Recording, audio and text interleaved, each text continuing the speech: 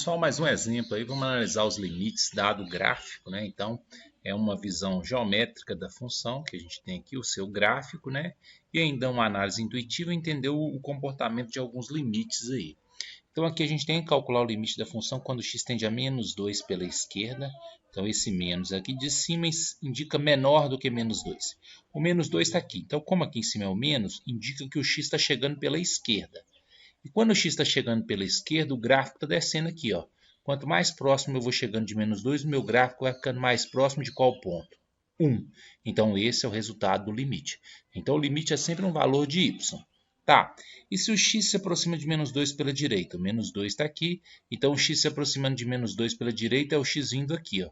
E à medida que o x vai se aproximando de menos 2, o gráfico vai subindo, vai subindo, vai subindo. E quanto mais próximo eu vou chegando de menos 2, mais próximo meu gráfico vai chegando do valor de y igual a 1. Como esquerda e direita são iguais, então no ponto menos 2 o limite vale 1. Mais uma vez, lembrando que quando aqui em cima não tem sinal nenhum, quer dizer esquerda e direita ao mesmo tempo, certo? Limite da função quando x tende a menos 1 pela esquerda. Menos 1. O menos 1 está aqui. Imagina o valor de x vindo aqui, ficando cada vez mais próximo de menos 1. O que está acontecendo com o gráfico? O gráfico aqui está descendo. À medida que o x vai se aproximando de menos 1, as suas imagens vão descendo, descendo, descendo, se aproximando de qual valor? Desse valor de y aqui, que é o menos 1,5. Qual que é o limite quando x tende a menos 1 pela direita? Olha só, se o x vai se aproximando de menos 1 pela direita, o x está vindo aqui, ó.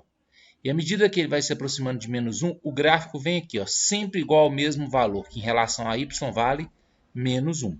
Pela esquerda tem um valor, pela direita tem outro valor. Quando os valores laterais, quando os limites laterais são diferentes, a gente fala que no ponto o limite não existe. A gente não precisa nem colocar esse sinal de igual, se a gente for pensar assim, matematicamente falando, a gente não precisaria colocar esse sinal de igual. Era bom até colocar esse símbolo do não existe aqui na frente. Porque como que eu vou falar que alguma coisa é igual a não existe, né? Então aí é bom a gente colocar esse símbolo aqui, ó, não existe o limite. Então, limites laterais diferentes, não existe o limite. Qual é o limite da função quando x tende a zero pela esquerda? O x igual a zero está aqui, ó. Então, como é esquerda, é antes. Então, é o x chegando aqui, ó. À medida que o x está chegando aqui, qual que é o comportamento gráfico? Ele está aqui, ó, sempre igual a menos 1. E à medida que o x tende a zero pela direita, o zero está aqui. Então, imaginar o x se aproximando aqui. À medida que o x vem se aproximando aqui, é o gráfico, ó, sempre igual a menos 1.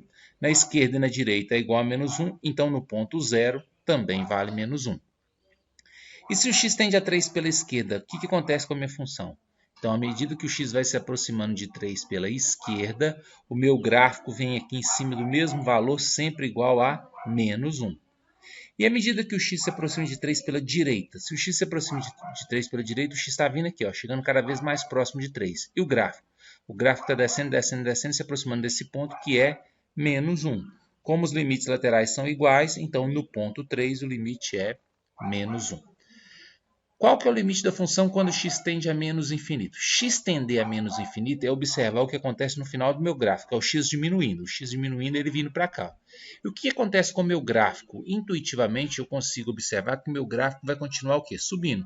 À medida que o meu x vai diminuindo, o meu gráfico vai subindo. É o valor de y que não para de crescer, então é mais infinito. E o que acontece com a minha função quando x tende a mais infinito? X tender a mais infinito é o x aumentar. E eu percebo que à medida que o x está aumentando, intuitivamente o meu gráfico também está crescendo. Ele vai continuar crescendo, crescendo, crescendo. Então aqui também é mais infinito aí.